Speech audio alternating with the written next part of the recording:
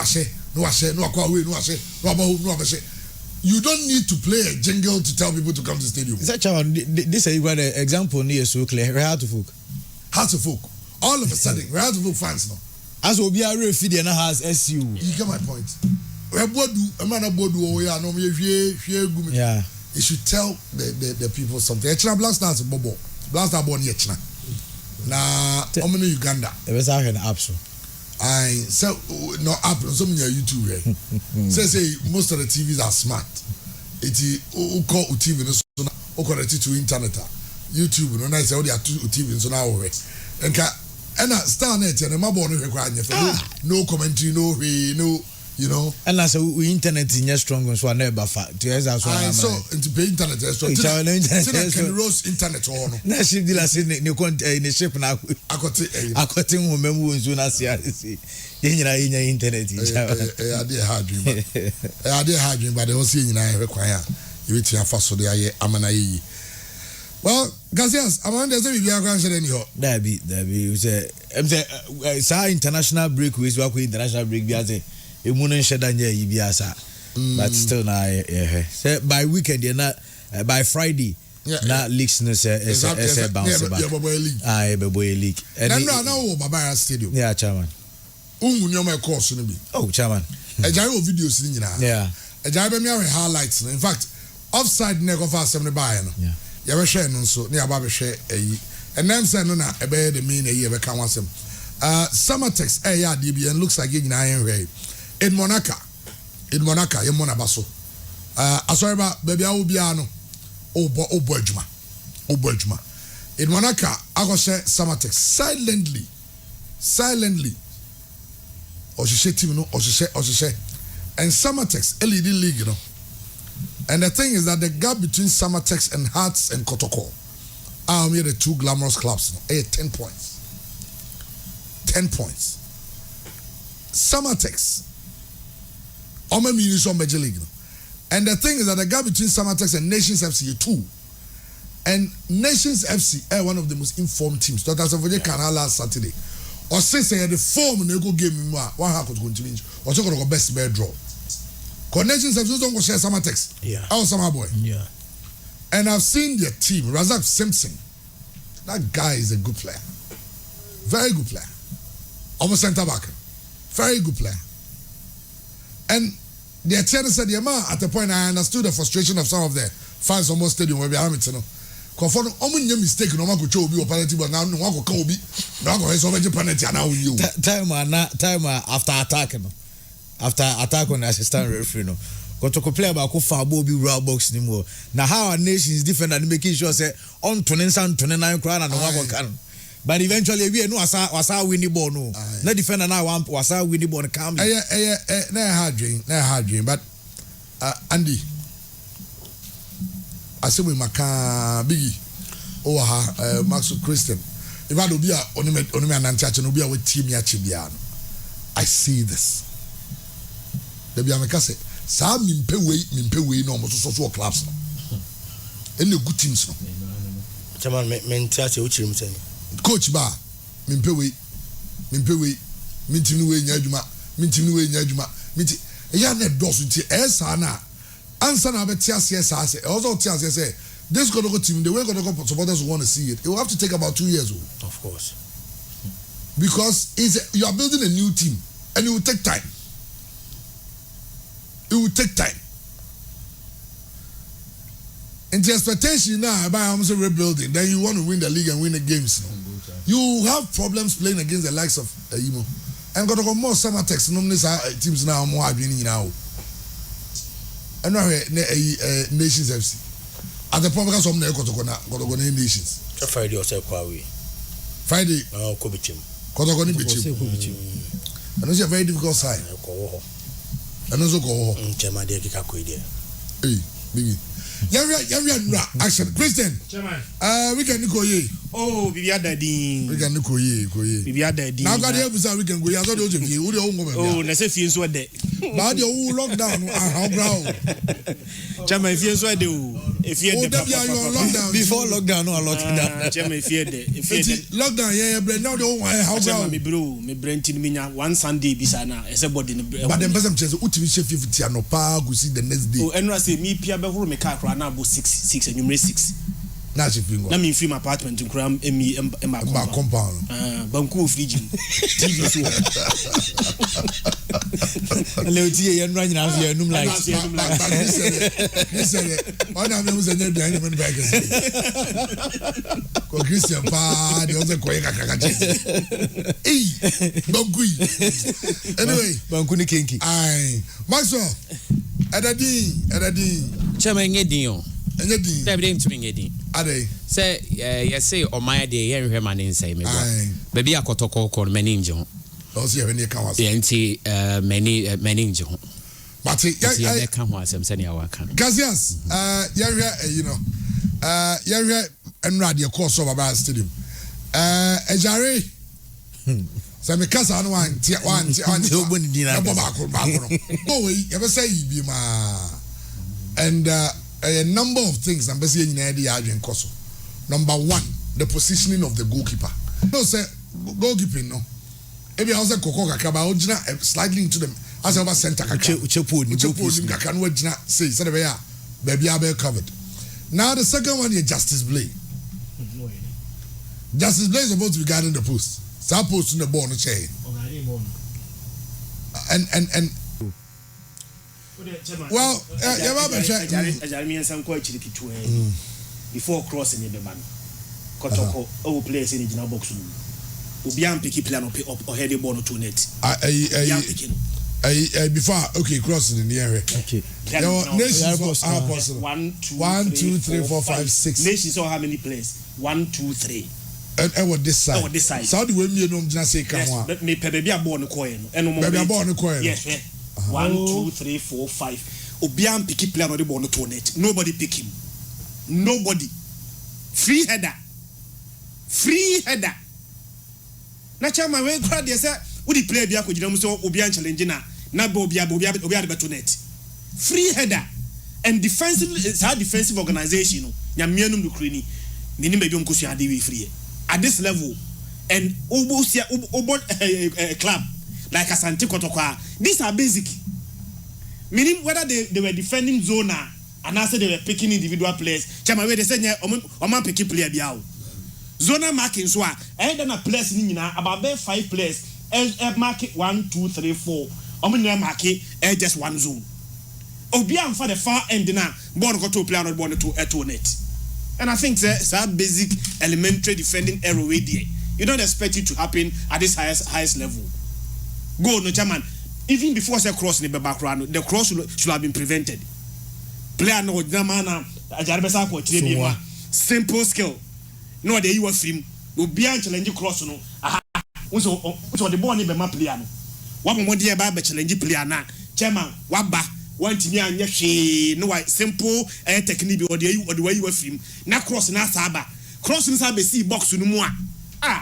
Mo na be chairman we say chairman defending way interkokura no play school boys need defend better than this ntaku nansia cast right back no chairman boy yanko be defend everybody na to true want me anye then the cross ni by enso a hwe ni page na Kotoko boss no chairman several players obian pick any other player bia free header no the ball to net.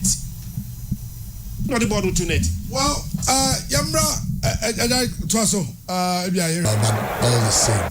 Said he said. Now, this is a ball now. Kofa and Simi Nabai. Now, I start referring the flag is you know. Yan share offside. Yan here offside no. Or you 2 offside. On them. Or you 2 offside and. I don't see how I start referring decided to be Jamanako. But some unacceptable behavior. Unacceptable. Sub in previous. Sub. In modern day football, this shouldn't happen. So parks so be on. So I didn't really see taking. Okay, we see taking. The same thing. a hard dream ababa I honestly feel that Adebe beto Kotoko bia no akose. The same person the last time was fighting a Kotoko supporter say watu su. Baby u gina no unse meka say ball no hwe a yo na enya baba nkwa your course on so ozo yo wan. Side on minim what happened there but side I think no me be 5 as na no mu gina o from the start of the game. Me I spotted them no mu gina. On say eya na if we be minim eno am tie Kotoko fan ba ko a me ne di go waka say on your YouTube said your moye nye ba if we baby say Kotoko call doma hwe adi so wonfu si akosisi yomo na ma ba home no so referee say sisi yomo dia and almost the referee decisions ni bi o a referee decisions ni bi o a e na enye papa eti eno referee ni je corner bi Mr. corner bi they go to play and ban name about no fa ko je corner no na nye ande bibi a chese nye corner ba nya na di go ni bai ma who said na ma omo kan no nya na di go ni bai and that decision was bad. There were a number of ba ko ana Kotoko be cross a referee blue say nations player ba ko da na nya heading sadia no and me pese me hu Ghana referees no omo course no omo ko FIFA in a different ana omo me find out omo ko pram no e bia omo pram ye ka chom omo course no omo different from the abrofin didi ball no and I begin to me because I have played premier you stop game no and your heading you go stop no and then your uze o prebi o ha uze your common sense approaches ni bebre e bia oni obi akọ challenge na bia da wa so the nine a yen stop game uze uti so plan bi obu a wa sheda and yen stop no. For instance, if you be a challenge, we need to to form star, maybe also guys be a heart attack, and I know they all stop no be tiasi. But my point is, obi down for my referee stop game. And then so okay. Right, obi down for my referee stop game. I drink also, and Nations FC for no were just as a woman playing flu. Na una go akwa we and you before say go ni beba crowd and now observe here Nations before game ni beba every Christian you see one of the players who Christian na Kotoko more pressure na Nations FC at that point I am sure so no be satisfied with the point but emro munya goal no then they had to believe that they can win the game. Yes. Because omunya goal no pressure ba go team no so pressure ba supporters so. And the bench, well, Kotoko change say me nim the entire chess. I idea ni bi. Kisuti change ni bi no mo ye. Kisuti say mo ka say on time change them. And half time we go Jose Prince free. Some so change them. Fatigue. Some so change them. Ye nyina so change them. Oh, after you go half time we Jose Prince free. So fatigue. Oh. Yeah. And apart from Nyoma course no. On the day, I think it was a bad day for Ghana football. As I'm taking as a penny for more ball, no, Omugu Ghana football, who feed I did a course of Barbara Stadium, no, unacceptable.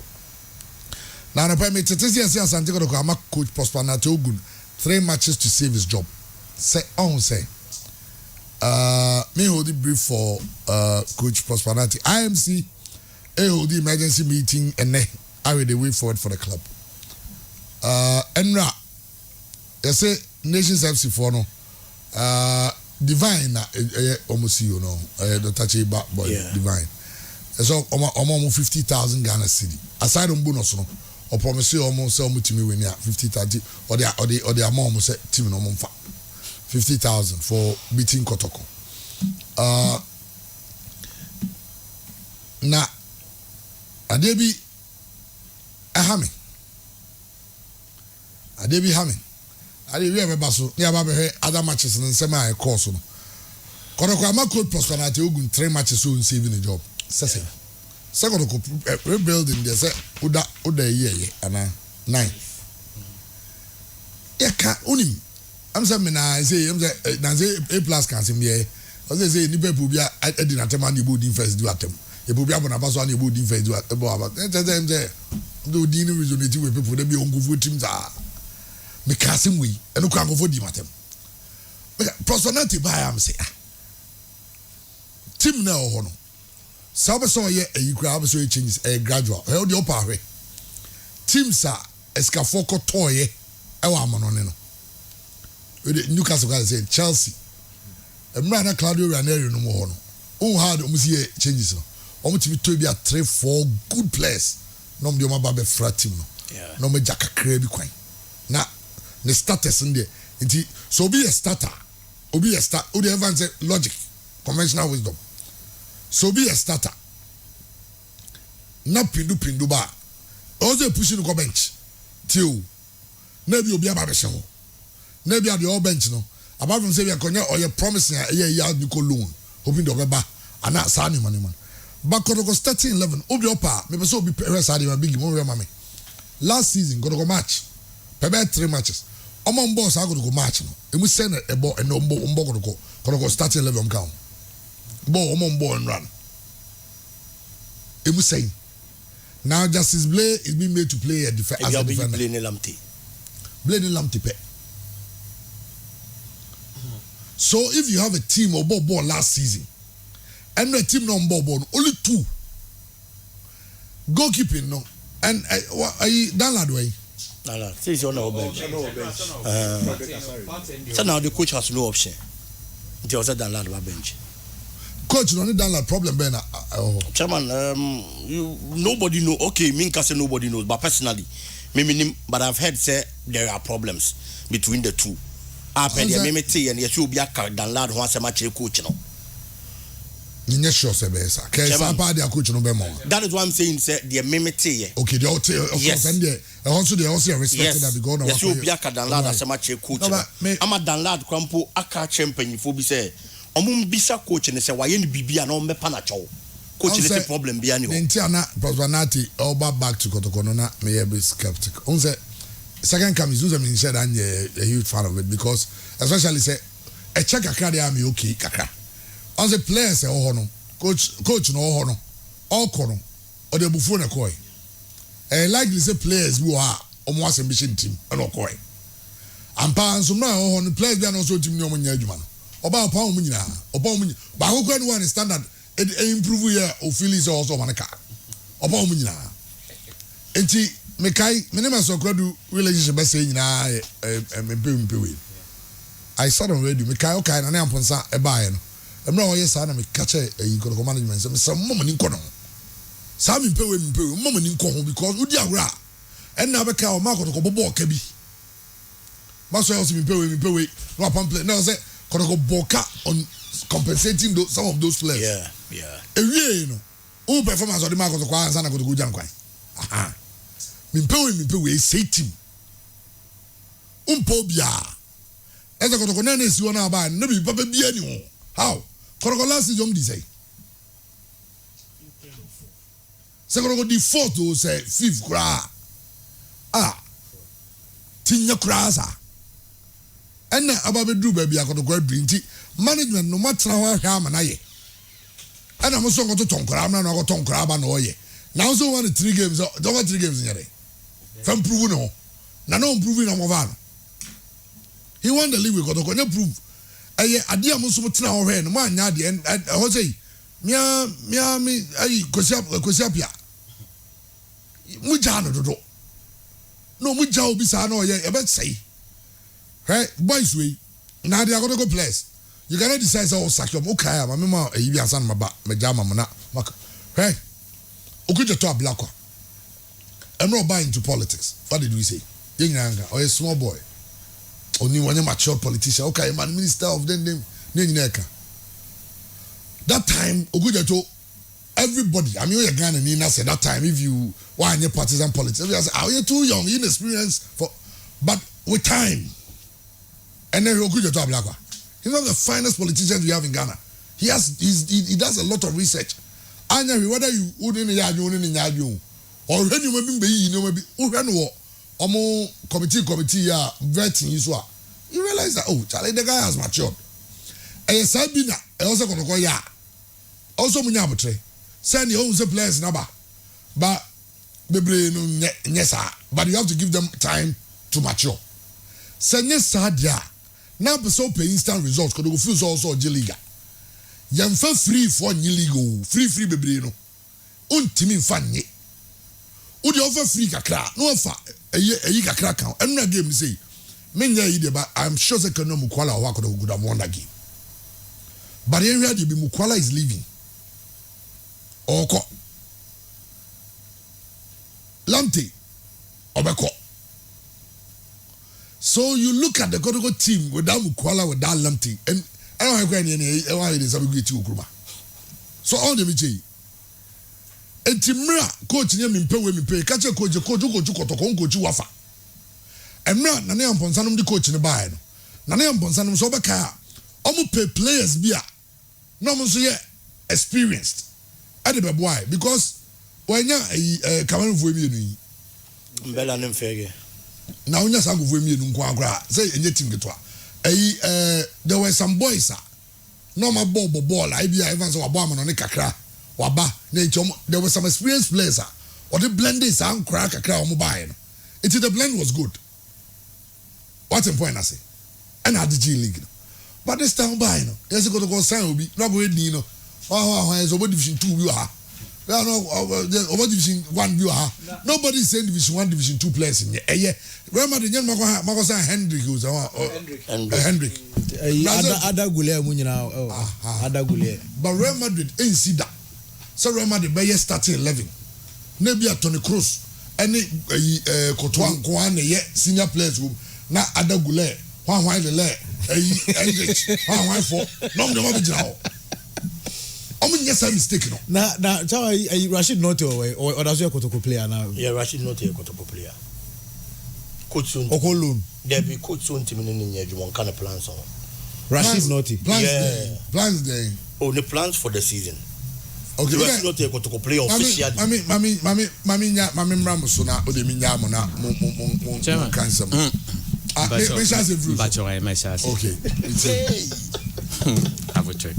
On said the moment almost started some rebuilding and who's a Kotoko Omunya serious. And then me say whether who's Omunya serious. And why? Omunim Ghana crowd born Cromontias Omunim de Koso. Yes, I'm proving to you, Chairman. Because Omunim de Ghana Koso. Chairman, yeah, no. Omunim. Chairman said, baby, I would tell. Who didn't kakrakao, but who remain Chairman, why am I saying this? You're so on Nations FC. Omo ye debutant Chairman Pacho ombe rebuilding. They are debutants ewo league no afei no maba. Nobody knows what they are bringing on board. Chairman ombe rebuilding. Samatex omba how many years ni? Omo be started rebuilding. Uwia Hearts of Oak crowd team ya akofoma man ya ehu ye Chairman. Hearts of my rebuilding. And the question is this: Kotoko rebuilding, they are rebuilding for what? Chairman, these are the questions. Omo rebuild it for the end to rebuild to win Africa. What? For to win Africa. Ghana League will rebuild it. League and Africa. Chairman, Ghana League will rebuild it. It's just so they are not even on top. Chairman, this was a team that plays fourth the previous season. This is a team a bad league or Ghana munim JC Obia. Is it not true? So what do you do to win the league? Ghana League we. Dreams FC in Kolawe bought Africa to me. The next stage will rebuild it. We'll rebuild it for the end. Ain't sad no more cannot be a buy time. You're wrong. Me Maxwell, I still believe say to rebuild how is it that one Kotoko ain't Niska to buy a player na? 2, is it that the team is not attractive to attract the best players in this country na? Is it that the supporters are not ready to want to support their team financially or otherwise na? Is it that the club no need the cloud to attract somebody and so we're weighing in that's the only team that come close with Hearts of Oak we rebuild it now team to send nations they are not rebuild or move first division now but they are seeing how to win the league and how to beat you and how to even play better also what to rebuild it once you pay players like $2,000 that's more how much it takes Chairman but a woman says so to me bought anyway no or better us or budget 4,000. Now, for a problem, Makotoko, that is the reality. It's not boy in the contract, some baby, the woman, Kotoko cannot pay that 4,000. And now, Richmond Lamptey, so it's not that he doesn't want the team. The issue is that 4,000 Ghana a month. How? Yeah, that is say Oba first time out. The contract not running. Omo contract be running out. Omo contract be running out in the month of July. Tell me what I say. Into running in the month of July, there are offers coming. Into either say Makwala the chairman, to be beyond so for free. Kotoko cannot pay. And I have Mokwala so transfer record baby or baby free. Into no co free and no scan. And the possibility of Kotoko losing these 2 key players and so ewo. So Sema, there may be is it that His Royal Majesty I'm more Muska to buy players and no more Muska, unless I'm correct, but I know so more Muska. It is kind of the what do you do? What you need to do is to augment the team because team no a body default top 4 and a bad team. Because most of these teams in Inano, they are looking for top 4. Some at the chairman, way was top 4. That is what they were looking for. But now, they want to go the extra mile. And you augment the squad by making sure that baby a week, you buy the best in the country and are some of the best players to augment the squad.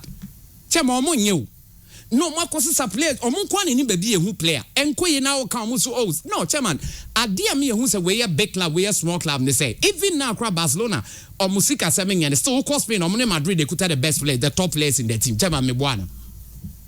And they be out the Athletic Waba. And this attitude, no, chairman, say Jai, because team be a dear, then a Makotoko. And yet the team the culture, and every club has a culture.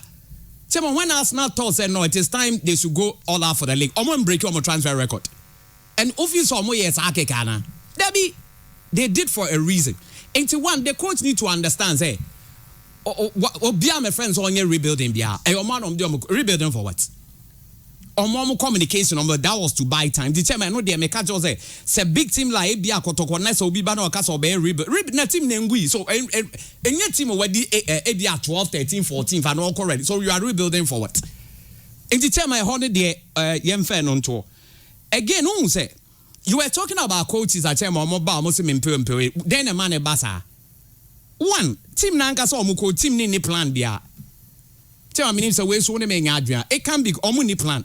Because clubs are saying no more plan na coaches in yes, or technical director or more philosophy. That is the style of play. That is the identity. So, chairman, when they are going for a player, they look for a player who fits into their system. If a team needs to add in the crowd, now look at what Real Madrid are doing. When Omu Barcelona sika semana conform, they are making sure that every young boy coming up in the next 5, 6, 7, 8 to 10 years are big now. So they are picking all of them. So by the time Zika Sembe, not chairman Omoko, and also the stars no more Moba. But what is the plan? Aha plan bianiha. Structure bianiho. In the chairman, no say, oh, your coach now, oh, your demigod, me now. No. Ntubon say, oh, my coach, Nedjuma, chairman, no afraid on one players, eh? Yamami Juma holds me do beko. Chairman, what I say? So I had the now pan, so I know the players near bro. And this thing is going on our Ghana League teams, I can see anymore. It's so much of a problem, it needs to stop. Again. Team the direction, no, it has to change because Mr. Kwesi Appiah, we all respect him for what he's been able to do. And he said when it comes to talent, yeah, he's one of the best or best scouts to ever. Chairman coaching to the World Cup, also the AFCON and Black Stars in himself level. And Untina Sudan Abefan. Not chairman, he leading the team, no, yet more Sudan. So the attention is divided. Kotoko is too big for that.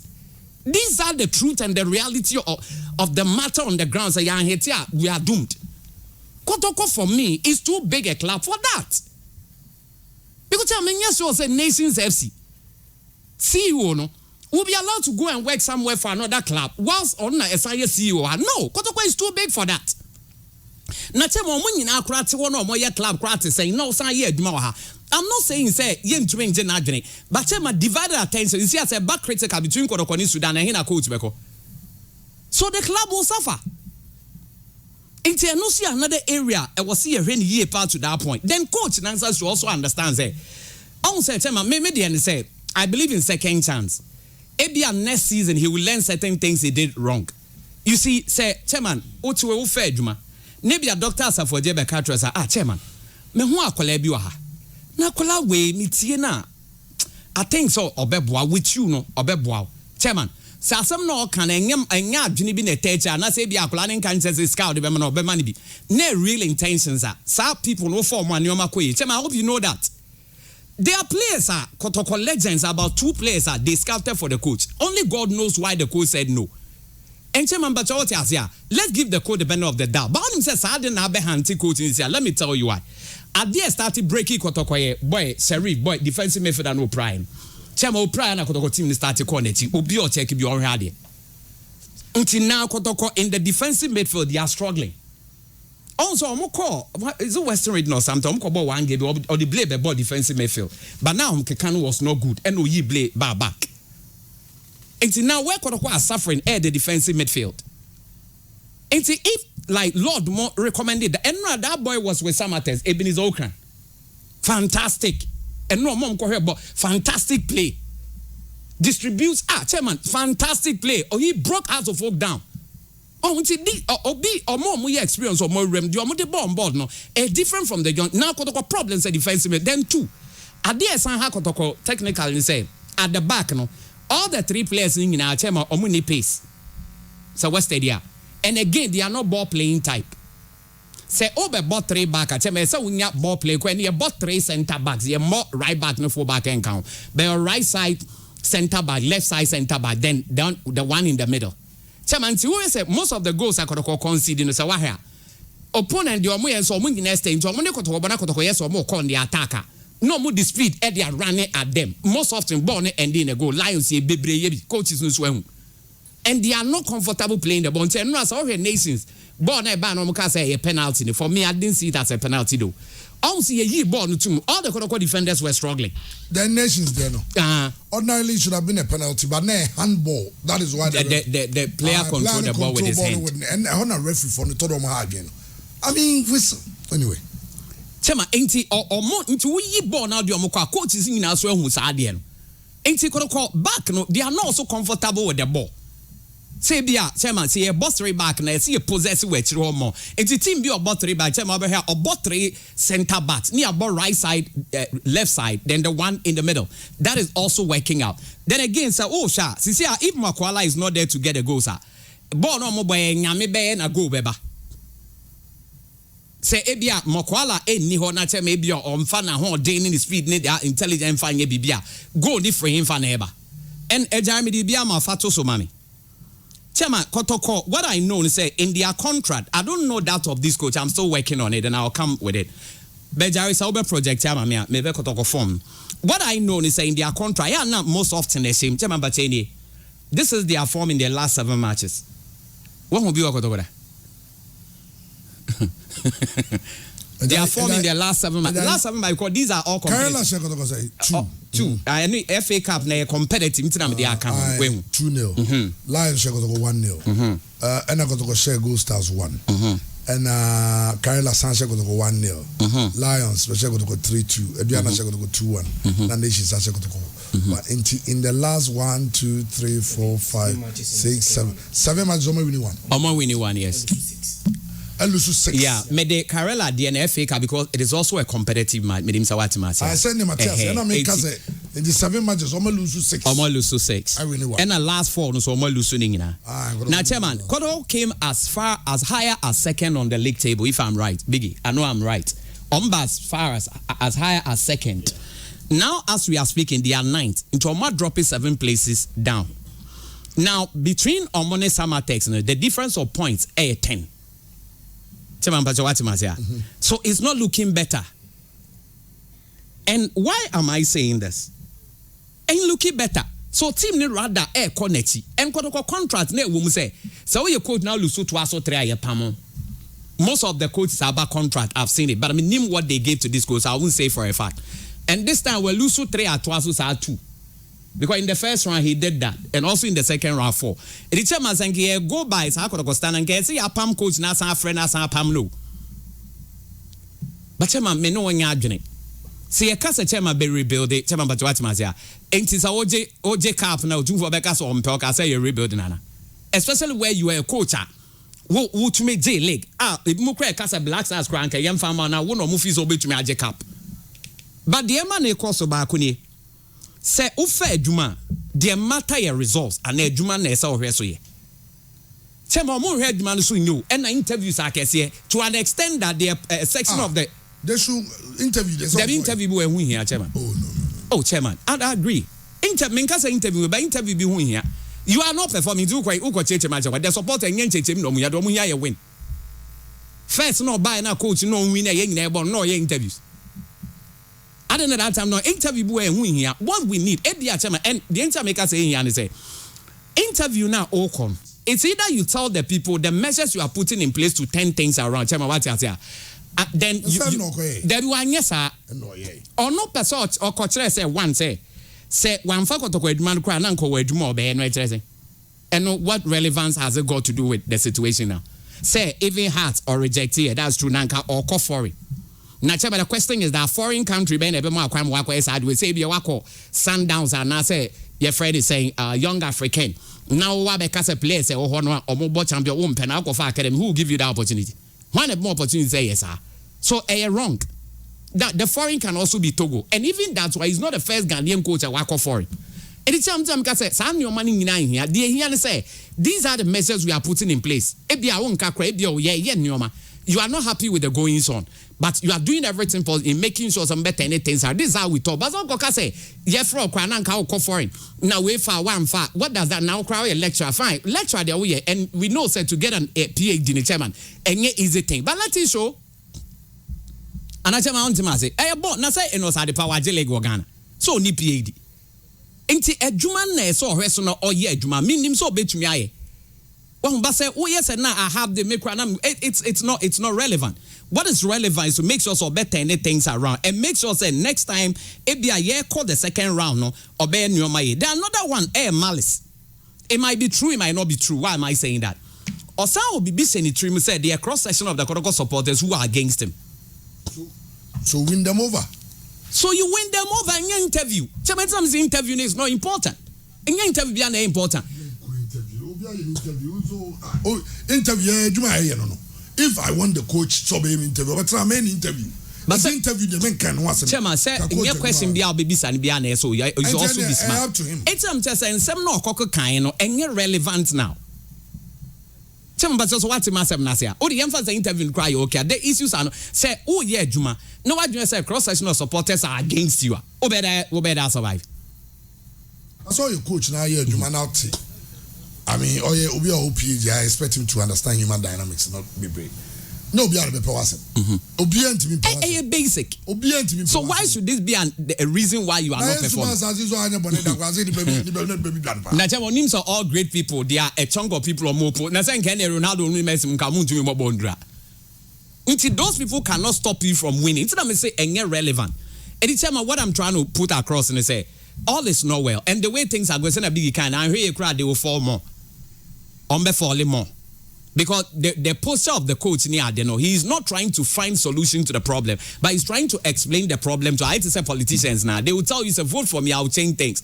Or more bad, they don't change things. They rather explain why they are not changing things. That is exactly what is happening. For me, Kotoko is too big. Say, mpenifo me, I mean, but who say, nyansa de any penny anasa akolanko I need to make the man. Ebi to me afa sports show way so.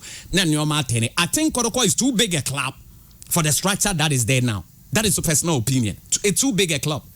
Because even those cry here will be beer in place. The chairman saying echo. What would they make saying? They need to get things back. Made the chairman coach in the Omopam now make coach one idea. Coaches are hired to be fired. And I'm not sure say he's the only coach I'll be to my Kotoko. And finally now we'll come about rebuilding process now. Also they started telling us we are rebuilding. Tama nyoma mfano. Nyoma ye ya no almost on Beje all right, 30 seconds. No. Okay. Chama nyoma ye ya no almost changing narrative so see ya Beje Lake. Ye kwa ni mo say Africa. Esa kwa echi almost rebuilding. The question is that omo dada hoin. Ning na say chama yen making sure say we put the measures in place and make sure say the right thing is done. I think Kotoko can bounce back because the way nyoma ekono. Chama, I don't think say the best for Kotoko. Okay, me back Christians and my biggie who make because no biggie see over bread over best born over bed chama man ba ku bi na omo mama trans by force me sim go junso come some back na ne ha ya odin na me go junso na omo so omo mama ko dey bi chama omo go tell her na ya odin omo so mama go see ma season go for no anyway na Christian, me boss no, but I said Kotoko ne has no nansen no omo ka ho no mato mo panyama nkra no Kotoko ne has just like Real Madrid denti ne Real Madrid for any abra Florentino Perez enam eguta pepe ngo for ma signs on bebo Super League nyina ne say what trust you when we say omo di agora in the next 2 years they cannot compete with English clubs. Ever transfer because English clubs was scattered. And Arabs also started to play city. Omudia go musica revenues no come from. Today is almost bigger stadium for more attendance and revenue. But English clubs in England, team or relegation, it means £100 million, not the call. Wabra. Leagues do Europa. Why bet you going £100 million pounds? Playoff, a championship playoff. They say the most lucrative football game. Oma yibibi. Inti oma unse no. Also mo pesta bi no mo di compete. Meme point se kotokone house no. Emre Scaffold game nim na because Scaffold in every kotokone house no na koi. Moise Parker no e house nya was and ofri mu. Abdul Salam. Victor Hiapo. Dr. Randy Abi say obi anim so e hard to folk fan. Why hard to folk adwuma crapping. Mr. Tremenum. Oh. Now about Kwamche ne may say okay Kwamche team nyanda and manda. Kwamche would fan say ma virtually you let me the omo nyafri kotokom. What you say? Mr. Komna kese e go take we go to come ne koi. It's the very moment Escafone ne bam na ko division 1 kra park nom ne Benab muni wa Escafone ba game nim. It is ano e ho ne also cement we ye askeni. Sasa kotokoni has na ye foa ma se no. Se has mpodi is omo ade watara omo kofa na muza has eni abre. Ko watara very experienced coach. And watara Martina you be na say hey man remember that time ana omo nyanyi omo no. Enyanyi for no. Enyanyi dissolve ball no. Ana on bad training. I'm so share players no mo kasache players no mo easy. So I'm call you know what? I'm the coach. Me no ozi muti. De me meka. Ena ozi muti. De obi aka bia o go ton board room no mo nya de ombe. De me meka. Ena ti. Si place bomb nsem sa. So fresh Salifu Di Maria. Ozo wo. You are the best in Ghana. Now no. Me mo wa wo. Sorry. Oh. And the house of now suddenly supporters are believing again. Kotoko. You see, Ben was him team. Ombezom ni obi abenyasem. Na kane Alhaji Guza na ni ha okromanyina. Alhaji to go for coach ba. Na kotoko former Alhaji di coach ni Kiveza I justify. Omuze coach ni ade no kotoko akwaje no. And they kotoko ntimi hwe Premier League ntimi ka say ye be coach go fo we mu coach no zo ya ade party yakwaje no. Say player bi ya ade o team bi ya say o ya ade nti kotoko akofa no. Ebi ni ho listen o go free. Enti Padi at the food, Obenya at the food. Oh, Christian, no, man. Yedikai Sika Holding. Entino, unse will be to Sikagu a bit me avoid ya. Chamayensia no kwai. Kotokoni nations, first leg, Yabomoka 80,000. Where they can be also. Kotokoni nations FC, first leg, apart from Canada, I'm telling you, Kotoko to Tunkunya. Ye we FA4 se Kotoko D4 80,000 Ghana cedis. Dr. Kwame Chada Roma and Chase Kanama Kotoko. But it's on record. Se Kotoko the Chase Kano. Yeah. Oko FA record moi. Ombo Kotoko ka 80,000 Ghana cedis. You pay that money. Last week yeah na moko Diana Stars. And also mu coach sa ya charge no chairman e kafu for da ho a Kotoko esa akwa kotua. And no yentia nwie yo. Yenka asem ne kra nwie. On top of it, Enrebim, chairman, we know you are doing about 80,000. Now you need money to so better keep players. You need money so better me top players. But si kana better me top players, and yet me keep players no so chairman twa na wutugu means somebody to skanugu so chairman. Sabi it doesn't make sense. Dr. Prosper na tewo gum there I didn't acquire no Diana Stars no. Yenka say referee ya de. But social emotional intelligence esen ka timi show so kakra. Coach ntimi a no so. Decision na referee take here no matter what you did ensesa. On top of that ya cyber ball ka. Si ebo coach ni ka chairman ebe fan say coach ni abo ni ka o. Benya coach ni betua. Kotoko ni betua. Etino Nations FC twice ni nyina amu koboka. Chairman The last time Kotoko lose 4 matches to us, Ubekai. Me check me beside BYT 14 years ago. 14 years. And Kotoko above 4 consecutive matches are not even a single point. All of them, Kotoko etiki lose. Nations FC and no lose here. Before Nations FC, Senegal National 2-1. Accra Lions Eshomu 3-2. And a Karela in the league. Before I say Karela, Esha Kotoko in after some share Kotoko in the FA Cup no. Was I share Kotoko in the league 1-0. It you know, a 32nd round no. 7 matches at Kotoko Abono, 1 pen at Kotoko against A Gold Stars at the Kumasi Sports Stadium. Before I say Kotoko Ebeshe Gold Stars, you know, not the same Karela as Kotoko 2-0 in the FA Cup. What ball SR Cup New Year, first game of the second round was against Heart of Lions. Heart of Lions, a chairman, not on winning game.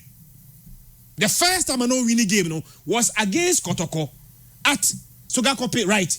No, I'm saying Kotoko 1-0. So 7 matches into the second round, 1 win. The last 4 consecutive matches, chairman Kotoko Ateki losses in Kwa Olusuni na.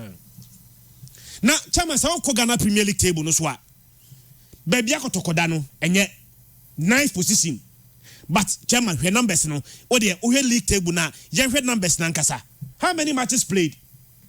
You about 23 matches. Chairman, 23 matches no. Asante Kotoko winning 9 out of 23. Chairman, terrible. 9 matches out of 23. Which means that the remaining 14 games, you know, Kotoko draw and Awulusu. Kotoko Alusu more matches than they have drawn. Match Kotoko had drawn 5. About drawn 5 games. Kotoko Alusu 9 or winning 9 out of 23 matches. Chama ye jetum say rebuilding there. Oh yeah, rebuilding now. Now what's the expectation so there? But non chile say oh yeah, rebuilding now. And you can so winning games. You are rebuilding. Team edit. Somebody say 4th. 4th. Team edit 4th. You rebuild it. You improve it. Yeah, 7 points with the difference between money winners was just 7 points. The difference between Gonogoni and Oji. Yeah, it was 7 points. Yeah. So a team like that, you don't rebuild. But I'm saying even rebuilding require TSS rebuild. Yeah, it doesn't mean say we 4 games at Tuaswa. Chairman Ulusu all those 4 matches. Me check here Musa the last time I Kotoko lose 4 matches at Tuaswa no. 14 years ago no. Chairman men kai the last time Kotoko elusu 2 consecutive home matches. So the last 2 matches Kotoko lose ni nyina. Lions be say Kotoko 3-2. And then Ra Nations say Kotoko 1-0. But chairman efie kura no so ya. Kotoko abo how many matches ofie? 11 matches ofie. Those 11 matches you know, chairman Krobia Kumasi Asante Kotoko win 5 out of that 11 matches. Chairman obia yebo liga but bia obia edge more points ofie than away matches. Even the advanced countries say baby obia team 5 points over bia no.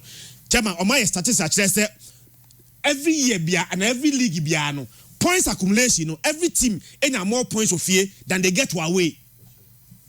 By season way 11 matches ofie Kotoko winning just 5 out of the 11 matches. And 11 matches no more win chairman dia ka no o ma lusu miensa adro miensa.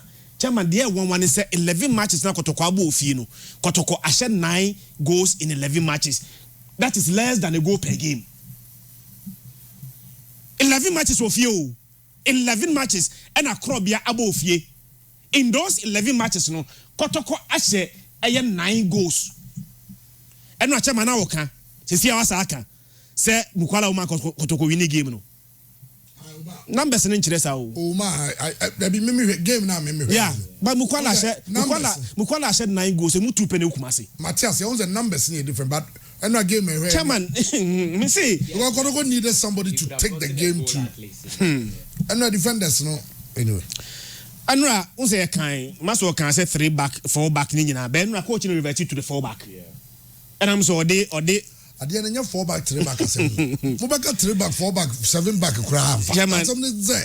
Ayo mo mu gina ho e me ba o so. You can't give what you don't system have. Na nkasa formation ni bibia aside no. Players na esi akan na nkasa no. Most of them performance are dropping. Most of them. That was through na. Oh, sir, before see a breaking league na call Nations Cup na body there. Na Kotoko e was through. at that point number that second no ahead then suddenly the same players now a boy any consistent results e pushi Kotoko the second position no and the chairman asenye omo Enra say or the you see no reading any justice blame the ball 4 and 5 and or the Nicholas Osebunsu a ball right back left back chairman Baba Yaya first game for Kotoko was against Heart of Lions the free bench ebeji man of the match no and I know not the same Baba Yaya first game of the season we are making a case for him say Baba Yaya ball no boni there he must command a starting place in this Kotoko's team nti na just no form no ye by coach and say the coach no was your bonus member coach no so because Christian and boys no ball no we so mo young there now when you students who they are breadwinners for their families they are workers only your colleagues if you are a coach imagine adia Kevin De Bruyne and here play every try be with Fanata some just on the card and chairman they are colleagues into hunesa not just so teach them like Nkorana say because I went anywhere Ghana coach ufili say a drop in performance no akwe an attitude be a players in show to the coach ana no akwe say I feel that the coach is not creating an environment that brings out the best from in the players. Exactly. Sometimes when say Christian oma maware ma uko fie na se fie jwa you go with a lot of happiness. Yeah. Se fie nya uko kwa so onye okay. Tene ne papa fo bi timi tira bia ba ewi bia obeko fie anado 11 achakwa anopo 5 am no say fie because fie na go say oda hokeke. Se players no more feel okay in the environment. Team no some sense of I'm a players no create any j. That is when the player at the bench cry. But I feel that I don't see that. Hey, look at the body language of Richmond Lamptey. There is something. Yeah. Come on, man, something is missing. Lamptey game not drop it. There is something. So let's go back and find out. My boys, because Baba Yaya is a fine player. Baba Yaya against a Heart of Lions. One starting game no. I think say he played only bare 20 minutes of the game. Odenya de Kolaza de Makotoko. Edgy man of the match in less than 20 minutes. And Baba Yaya as a referee bobo. Now branch refer no in team menu no. Meaning the entire Rashid Norty and in team menu or Hanma. One obechu so no. Rashid Norty available or a Kotoko player. But for obvious reasons, Chairman, the coach said that me Rashid not any enemy player, no boy in team menu, and no in team menu, Chairman, or Nyakotoko player. Rashid not another. I don't know. Also in the plans. Now been said a big Yakachi is when one kind of plans on. So because say Rashid not the end count plans on there, then the option or Babe placing no must be better. And I'm a boy. I like to use an So Rashid not the end count plans on there. Any player now or Nuntia Rashid Norty and count plans no must be a better player than Rashid Norty. Coach Ben back in 5 will be a Osabi coach no Peshos Shepa Brunio Scottish Fin Osabi Kotoko Chelsea crowd so oh me coach ya didn't buy over Chelsea crowd was very instrumental in him coming. Obi Kim Pfizer Obi Bruni Black Polak or back in Pfizer or her first training catch a large we don't have quality. We need to find a way of getting that is why we brought you here. Fix it. That is why we are paying you to come. The entire do buy no and you do buy and you Rashid not in can plans. Debbie. Now Rashid not in can plans with the team menu. They say no class or account training. They say in team menu near you. Any class or account training. In team menu maybe by next year bisano. Obey a great prospect. And I make say ma I'm grand you any class you boom them. They are young guys who can be great. Some of you don't if they continue to work hard. But here can say for big clubs, every team menu mujo and Common Lions we are now be champion young. Come here every power. Shabe Chamba your friend say Clinton Dodu. Abia of Flourish one time. But my head is simplistically. That time who became team the people they surrounded the boy with. Yeah, exactly. Oh, Omano Nyombobo. Okranum twene wo de players agbesima players omo avanyo players omo ball league no 4 5 6 ebi kura 7 years eti wo ye young boy na kotoma now ya dia omo betimi aboa to flourish but they be a Clinton Dodu no ke never took go team you rank over for na go team ya omo nya young boys nko e bi anka obe struggle too much as better bench enti coach ni nte sam mpewe no masa jai young go for so ne ye adwuma penasem but also in the edge. So the point is very young talented players who coach destroy their future now.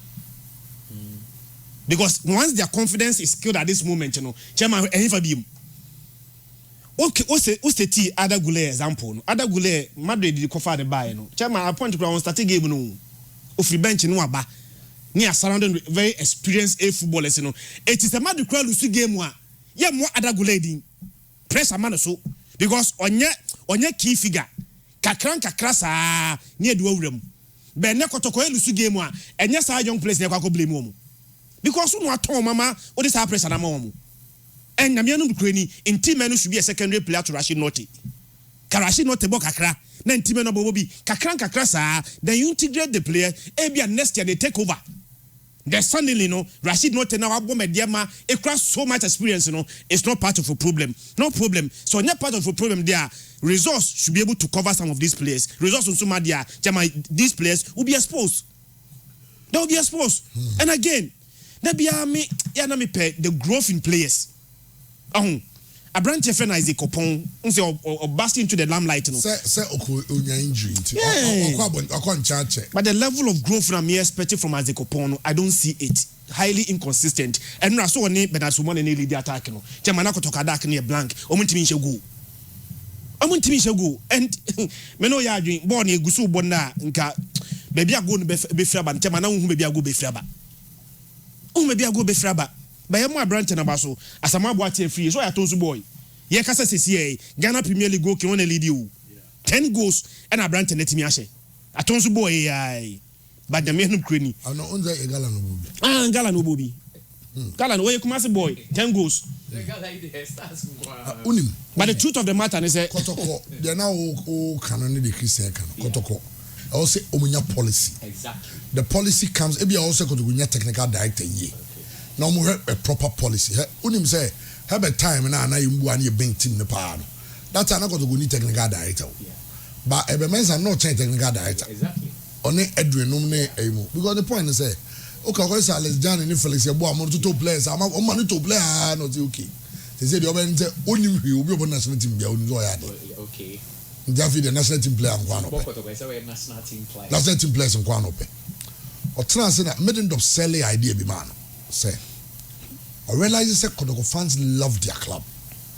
And the boys who are from Kumasi. When you have those boys playing for the team, it's different. At the fans bus stadium, boys so the fact that or you fan before even becoming a player, they give their all. A honor almost 30 years. Okay, so no one is all quiet to you in a quiet to you about as good query and I got a query. Embamu Tausienum replace no Diodu Joe Louis CID Casbola of blessed memory her boys no now even when he normally in Kurane but no say some boys in your normally under 20 players Casbola Diodu Aquafomo and I'm paying for no hobo why near the grand room. Oh, there should be a plan.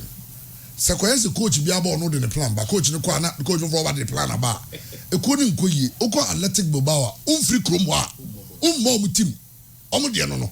Free Kromwa, Mobi. What is Athletic Bobawa to play with baby? Almost say, I was so young homegrown. I also from Kromwa. No more so, no more debo. Club bia woni die second ko nya ne die na ko say coach about say oni me plan oni plans dey plans bay go to play on the ade na ko ni say omo di o madua ko he ni say player na bia na ne amposa no na de buy it na ne amposa na ba na amposa kwa also Nane Amponsa neba so be kotoko player, not Nane Amponsa player. Team ni Tuanika. Ejuba ni aka just say these are the people there. Eni omo nya adwuma. Now ni omo ye adwuma. Me kai maybe we call radio station bi. Omo I owner from say omo on there is upon wunyo de me. I am do biga. Wa ka tiro mo. Ye nyina be adwuma no. Umpena. Oni na sem. But maybe the mapa there every single day be am use so apese be boa me a. Enti coach no so be also because my own go kula be say as also a show say player coach relationship affected performance. My issue. There are problems. Also who say there are problems. No mo buy mu na ya yen say dem share dem. No mu ya kra o ya na there are problems. Before see me we kra no Ghana Premier League go King 7 no this year drop people. There's a possibility see we Ghana Premier League no na in go King shebe me so say be 15. Say 10 out of 23 matches. Asawa Boateng.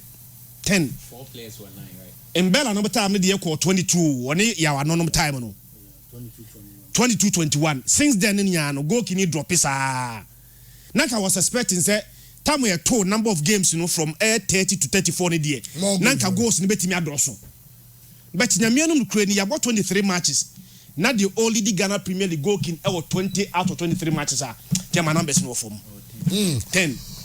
Okay, Biggie. Chairman. Chairman and some no Maxwell Akabibre, Christian Akabibre. Media be keto bi. Na chairman in football obia one problems and obia one more GD of football mu. Personally, chairman, mimpewe in a club and me ni problem with it. Because I believe say Odi Ajuma show be inside the kind of people he feels. So no beti media Ajuma no the benya resource no. Jan no fanya Ajuma no nya resource in fama. But we are going to talk about it and scrutinize it. Say mimpewe in the barrier. Na say to as a coach. Ade aye hwehwe de afi what all be my club no want me and find my club in there. That is where we are going to talk about that. And the prosper na te oguma as a coach. Kumasi Asante Kotoko afao. Omama power. Say ye Ajuma as a coach for my club no. Whoever you want to work with, only in Ajuma. Whoever you don't want to work with, manipa ne nko na ye Ajuma said ye be ya team ni betimi akoyi. Me amete hanu me nka me hu problem bi e wo ho. But who coach na say who say you've gotten the best of conditions. Enti wo say utimi ye Ajuma na the kind of success a wo be ya e dia matim no sani mani timi ba. Chairman, now o ka asem bi say Kwakula be the message be abrel. So you sure say coach player relationship with team no is affecting Kumasi Asante Kotoko's performance. Chairman, 100% true. If you talk to a lot of the Kumasi Asante Kotoko players if you say the coach don't respect them, that is number one. Number two, players the coach treat so much whatever he says a final. Kotoko team no ya nkyere adwen. E wo team no. It is a coach can say Who doing as a coach at the end? Me feel say A B and Kayan. Na yenya ni bia na say sinka na be boa yen team ne team nya win. You dare not speak. Hey, sir. Yes. If you are close to some of the boys, talk to them. Bisamo. That is what the boys are saying. Obi antimi nkasa. Oh, go to team ni mu. As a players, I told that I'm team coach, I'm team ba as a coach. You know I am bono. Say we are team ne bobo. Almost some team ba as a coach. Formation na air bono. Ama say ye nchede nhuso senti. Kame my revert to old one be na the ball near when say be here. Say eno sa unim say Gabriela Kabia ba Iniesta. Chama when be lead this animal no. E playing body nim. So also unya senior player be a with him. At least the captain. Of course. The captain and Gazoy. Aye Fred Kasai ne national team camp and download on my bench. Coach any options is here. That is why Dan Lad is on the bench. And Dan Lad on my bench. Why then? Minimum. The player himself doesn't know what he has done. Dan Lad Ibrahim. On one person ni madia waye ewo kotuko team. If you are close to Dan Lad, Fafon ne friend ne bisano. Player Nankasa Dan Lad Ibrahim no. Oni madia waye. Chairman Enesha Drakado has lost his position in the under 20 team. ask those who are close to the Kotoko team. Your financial Dakado 2,000 Ghana cedis as suspended. It was ordered by Prosper Natogum. Are they save your discipline? Chairman, Osia Kodana national team camp and reporting them. Pedia Mimete, and in Komami dear. Many problems here, Kolabayadi and as a player Bayadi and our Kenaso. But Chairman, there are times, you look at the kind of punishment out there, Nipano. Nipana Jenny, anybody, Nipani Gina. There are certain people, a punishment, out of my big, some punishment, no the man Maxwell, a Maxwell and Timia Maxwell Bium. Why Dakado? He's a young player who has gotten opportunity in Kumasi Asante Kotoko. Brantiana Shas, yes, or no building on Kaka for the Kumasi Asante Kotoko team.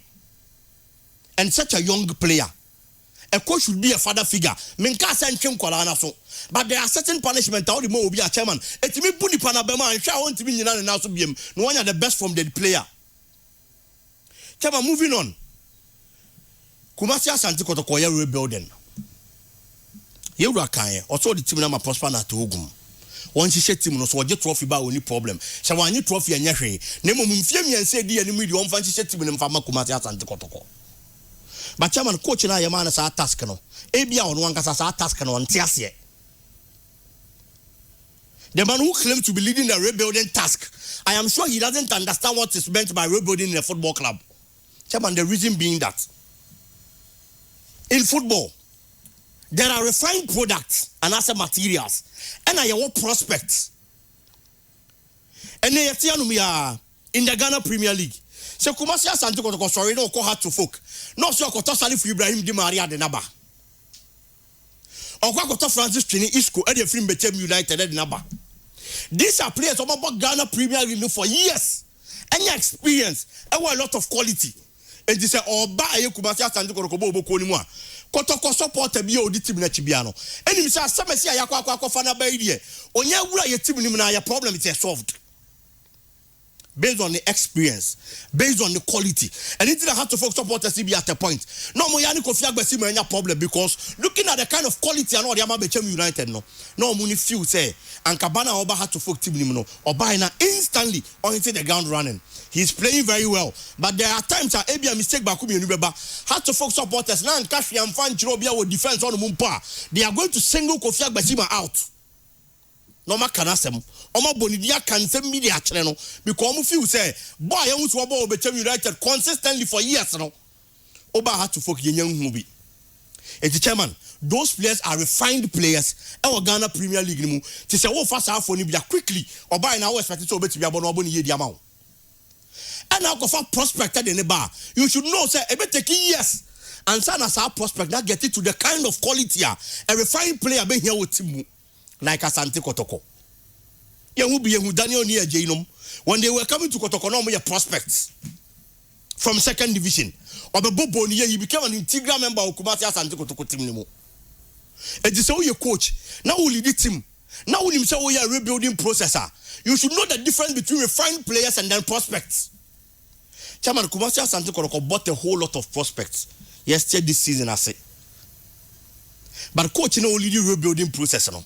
Sa prospect ni mistake ba ko pa on samra Kumasi Asante Kotoko bench mpolo ni about 5-7 matches atwam ya about 5-7 matches at the atwam. When was the last time Ahuna na benyi wo Kumasi Asante Kotoko team nim menka se player bobo na se nkoyi a chinchira manemo but you should not say so far na benyi a enye Ibrahim Moro no afa no. It is a very moral mistakes. Now be benchina. Nana Benyi is a player who is a young player. I will be here time to adjust to the system of Kumasi Asante Kotoko and then the experience in the Ghana Premier League. Because league in Puebla now more bigger of the Vipers and Oba Kumasi Asante Kotoko. Until you know I was all my player at the time. Coaching him for our time in the mouth. Prosper na Ogum.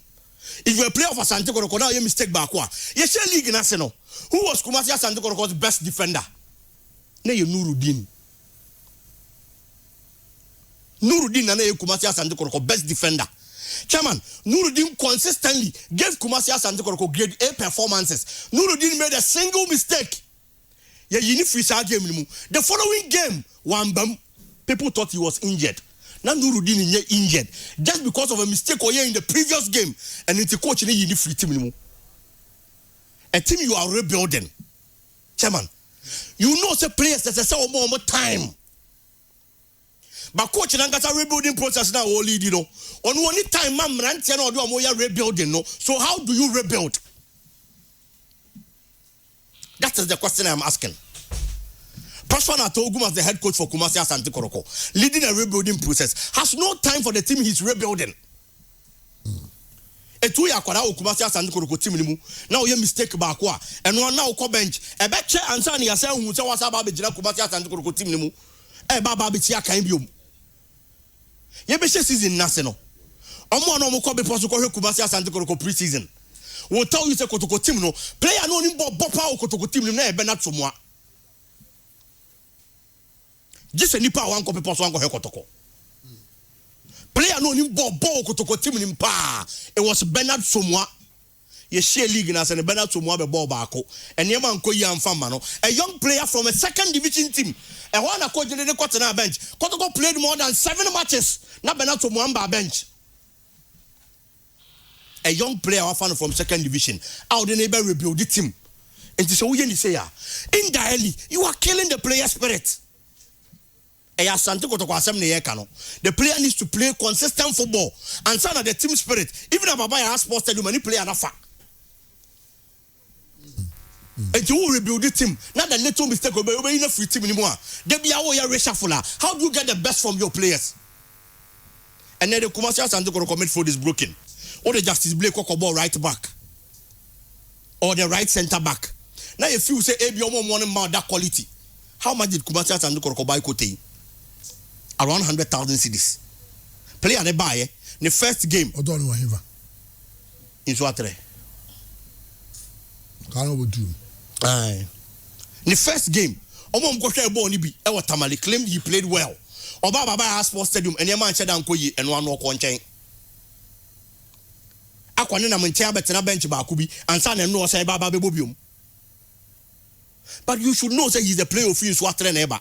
I am not disrespecting in Swatre team no, but Kotoko is way higher than in Swatre. And the player ba na so boba kumi enu na say amfa. That is why I call you chairman. Teams eto players are consistently, gradually, they integrating the player into the squad. If you are a top player no about, but you be man 10 minutes, you be man 5 minutes, you be man 15 minutes, and some only team nafa. Now if you was shot, you don't started the team no. But Prosper Natogum doesn't do these things. The road building no. Oh yeah, now why are they saying? You have a Justice Blake who is a defensive midfielder. Ebia Blake boss our position Nibin and say ache. Etu the neighbor bakwa. Ebia you are not going to get the best of Blake defensive midfield because Nancy Wakobo defense kaka. But consistently put him there in the absence of Sharif Mohammed. There is no Kotoko defensive midfielder. Oh yeah, better time that is Blake. And then Kotoko right backs Mako 5. Kumasi Asante Kotoko has 5 right backs. When was the last time you won Augustine Japan? 5 right backs now. That's Blake the ball right back. Kotoko has 5 right backs. Yes. Augustine Japan someone from Bofakata no they know captain no. Ono nso wo ho. Emmanuel Kotea ye ton nan say abaye. Ono nso wo ho. Prince Adesa.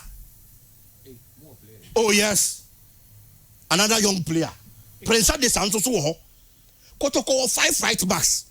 Eti dey ne sequence Sheriff ni one ma. For Justice Blake Kokobo mfimfini. Never right back be na me body position.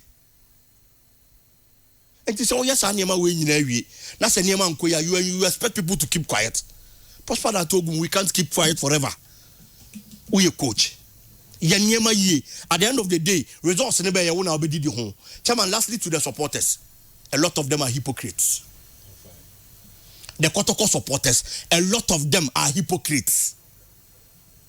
Today everybody is complaining.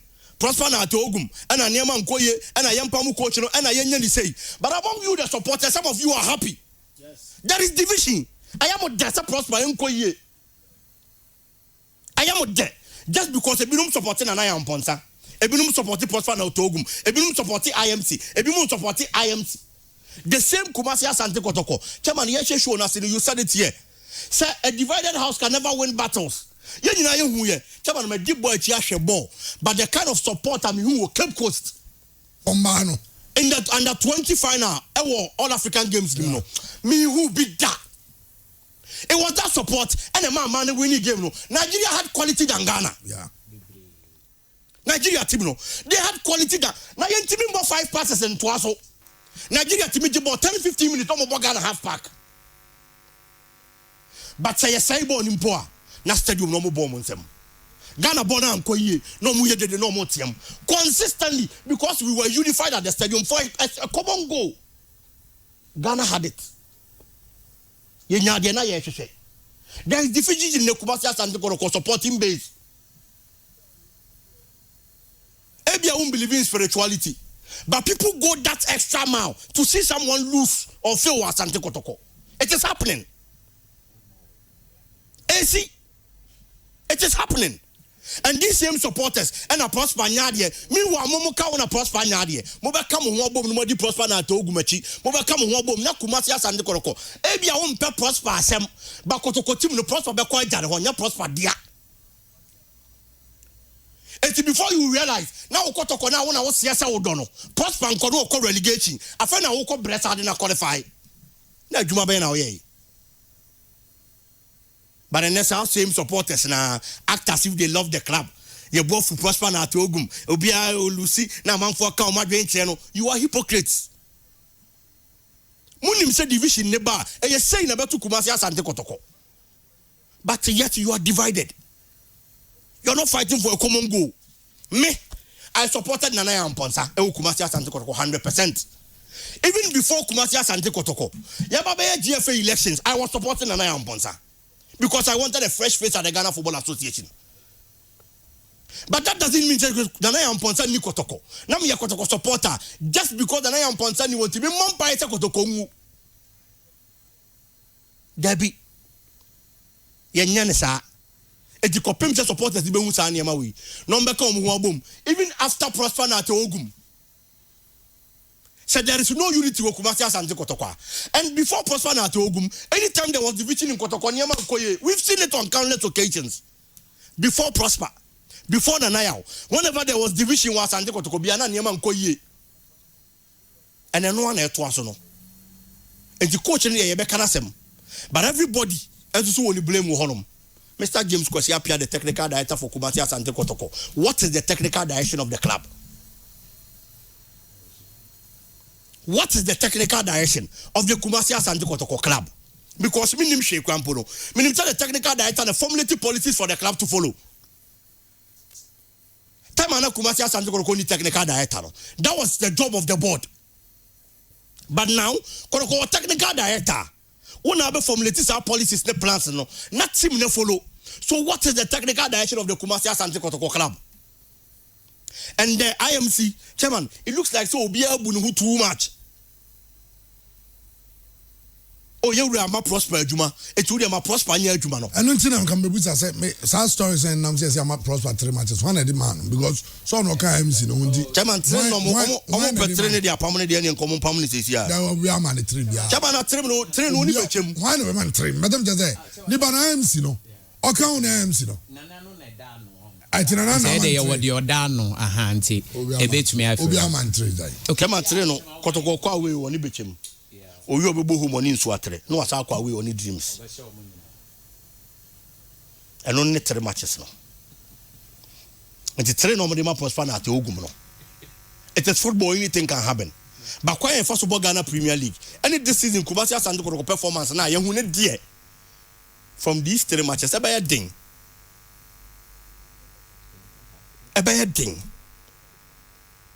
and they have to focus on what they have gotten that sense of belief. Said Nema betimi assistant with team nimu and Nema betimi akoye with team nimu. Chairman, now can Nema coach Watara catch players in training grounds. You have to work on the psyche of the players for them to fight and get you the needed results, because at the end of the day, when I would do any more yamna would you sikau. Prosper na Togum earns around $4,000 for Kumasi Asante Kotoko. Yes. Yes, around $4,000. E wo Kumasi Asante Kotoko. Prosper na Togum. To whom much is given, much is expected. It is the only players in Kasa. Now I'm working on the psyche of the players. No more money results in from Mawa. Some of the players are better. You miss I want to be permanent. boys no mo ye namfofo mo di nkomo. Why did Dimoro decide not to join Kumasi Asante Kotoko?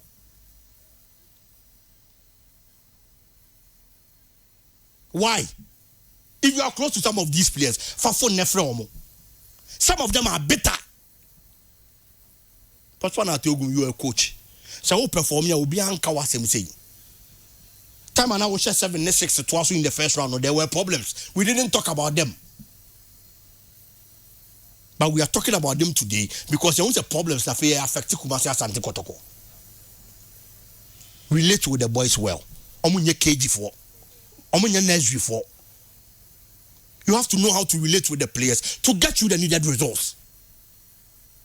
No matter how tactics are deployed, no matter how selection are obey, and you almost mujina progress on Obama who coach and any munyam. If you play now, Ojina progress on Wabashamau. That's all for Bulls and Massa player now. Or yet then, where in Yama Basha, the Yama who coach. Or yet then, no, in Yam, a Basha, and Yama who coach. Chairman, also coach and the MBA, and the IMC should meet the players. Not all the players together, but one after the other. Mihubi Kumasi Asante Kotoko. Mihubi Kumasi Asante Kotoko. Dr. Kwame Chei met every single player because at that time there were problems in the club. Oshia player be one after the other. Any players need in common. Or the decision he took. And this CK Akono buy and only Kumasi Asante Kotoko Confederation Cup group stages. Ushia Yenina Yoboma coach in the room. It's Yabia me Pesame Kakramenka because maybe I can as I see the Mbeko. But Ushia one on one, they are going to tell you every problem they are having in the team. I am seeing taking that step. Menkas will be called Pamo Prosper na Teogum. Debbie. Me and ne. So be some say me one of the best coaches in the Ghana Premier League. I am still going to go for Prosper. I will still go for Prosper na Teogum. But if we are saying yet there are problems at times. Abrabona here Furusani Prosper Frubi Usane Kakra. Omunim komo no munje niema yi na Kumasi Asante Kotoko supporters the chairman omo bre. Okay, Biggie Diano no. Yango Dauda say na yango chungomo but say na day 23 yeah. Summertex 2 Hearts of Oak 1. Mediama nil, Dreams FC nil. Asante Kotoko nil, Nations 1. And Abranti Asamoah Boateng, he's a good player. Legon Cities 1. Inshatreman nil. Bovagota also Shekarela come you know Timbako. Brekum Chelsea any Bichim in the Bruno Derby Omobo 1-1. Great Olympics Diana by 4-2. Abetamwa with a hat-trick. And then your 2 games and also Ebaso. Heart of Lions, no baby any gold stars, and RTUs and Accra Lions. And also your matches are Ebaso and Inti Yena Yenshan and also. So okay. Minyana Bokode. Ya mi adom chairman.